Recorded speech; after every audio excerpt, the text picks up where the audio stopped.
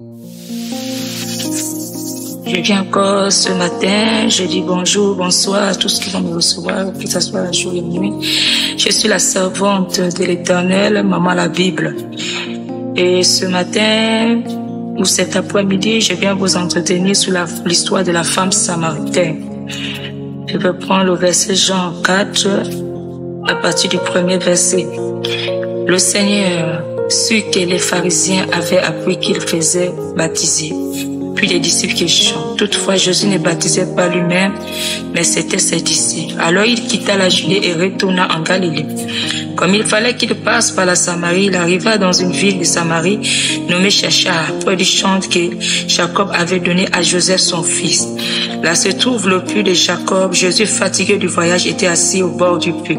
C'était environ la 6e heure. Une femme de Samaritains vint puiser de l'eau. Jésus lui dit, donne-moi à boire, car ses disciples étaient allés à la ville pour acheter des vivres. La femme samaritaine lui dit, comment toi qui es juif me demandes-tu à boire, moi qui suis femme samaritaine? Les juifs en effet n'ont pas de relation avec les samaritains. Jésus lui répondit, si tu connaissais le don de Dieu et qui est celui qui te dit donne-moi à boire, tu l'auras toi-même demandé à boire et il t'aura donné de l'eau vive. Seigneur, lui dit la femme, tu n'as rien pour puiser et le puits est profond. D'où auras-tu donc cette eau? Es-tu plus grand que notre père Jacob qui nous a donné ce puits et qui a bu lui-même ainsi que ses fils et ses troupeaux? Jésus lui répondit, quiconque boit de cette eau aura encore soif. Mais celui qui boira de l'eau que je lui donnerai n'aurait jamais soif. Et l'eau que je lui donnerai deviendra en lui une source d'eau qui jaillit jusque dans la vie éternelle. La femme lui dit, Seigneur, donne-moi cette eau afin que je n'aille plus soif et que je ne vienne plus puiser ici. Va, lui dit Jésus, appelle ton mari et viens ici. La femme répondit, je n'ai point de mari.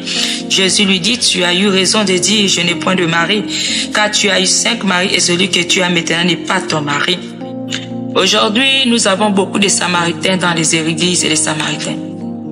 Beaucoup de personnes croient prier, mais qui ne le prient pas, mais qui sont encore reliés. Il y a encore des Samaritains. Voilà pourquoi Jésus pouvait poser la question à la femme samaritaine.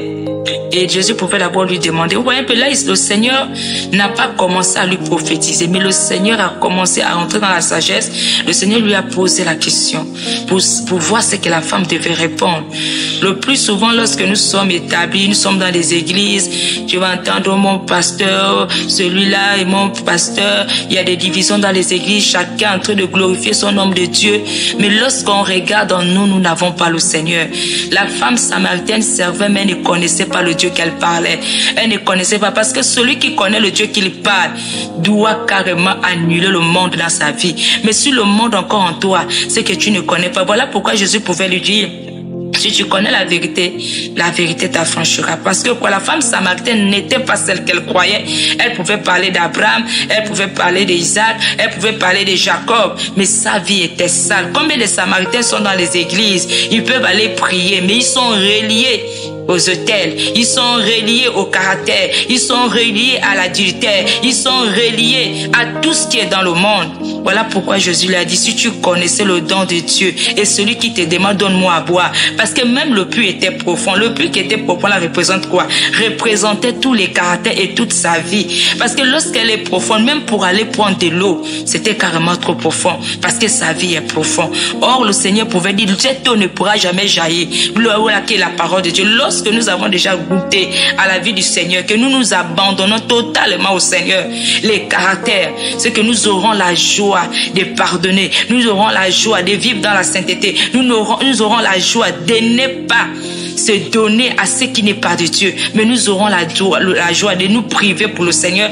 Pourquoi? Parce que le Seigneur, ce qui va revêtir en nous, nous serons dans la protection, nous serons dans la victoire, nous serons dans tout. Donc le Seigneur est un Dieu réel. Tout ce que je voulais vous exhorter ce matin, que Dieu vous bénisse, que Dieu vous garde. Merci. Ah, ça laisse la chaleur.